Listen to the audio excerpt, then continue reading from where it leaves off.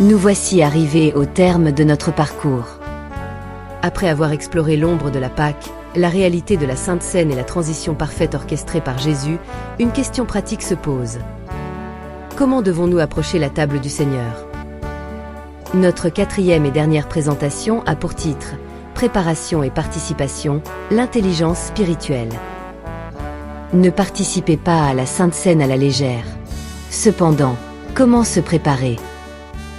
La Sainte Seine n'est pas un rite machinal, c'est une rencontre.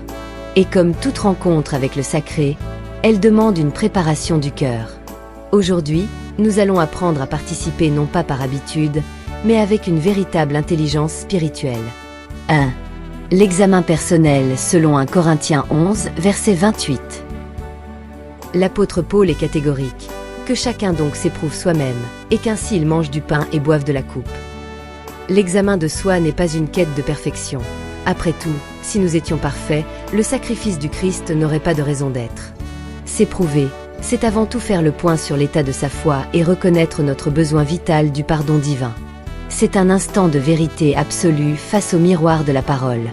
À la table du Seigneur, on ne vient pas pour jouer un rôle, mais pour être restauré. 2. L'humilité, se souvenir de notre dépendance. Approcher la Sainte Seine demande une profonde humilité. C'est le moment où nous reconnaissons que nous ne pouvons pas nous sauver nous-mêmes. En prenant le pain et le vin, nous déclarons publiquement « Seigneur, sans ton corps brisé et ton sang versé, je suis perdu ». L'humilité nous garde de la routine. Elle nous rappelle que chaque participation est un privilège immérité, une invitation royale faite à des pécheurs rachetés. 3. La réconciliation, l'unité du corps. Enfin, on ne peut pas communier avec la tête, c'est-à-dire Christ, si l'on est en conflit ouvert avec le corps, c'est-à-dire l'Église. La Sainte Seine est un repas communautaire.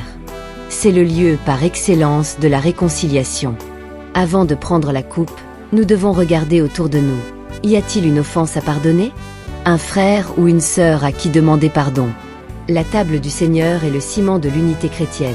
Elle nous rappelle que nous sommes un seul pain en Jésus-Christ.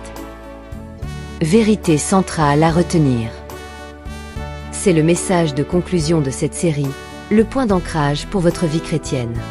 La Sainte Seine est un lieu de grâce, pas de légèreté. C'est un lieu de grâce parce que tout y est gratuit, offert par le Christ. Mais ce n'est pas un lieu de légèreté, car cela a coûté la vie du Fils de Dieu. Y participer avec intelligence, c'est honorer le prix de notre salut. Nous espérons que ces 4 leçons auront éclairé votre lanterne et dissipé les confusions. Désormais, quand vous vous approcherez de la table du Seigneur, faites-le avec ce regard neuf. Reconnaissez l'annonce prophétique accomplie. Célébrez le mémorial vivant.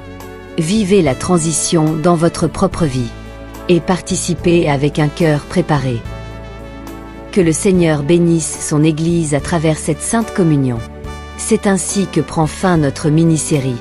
Merci de votre fidélité.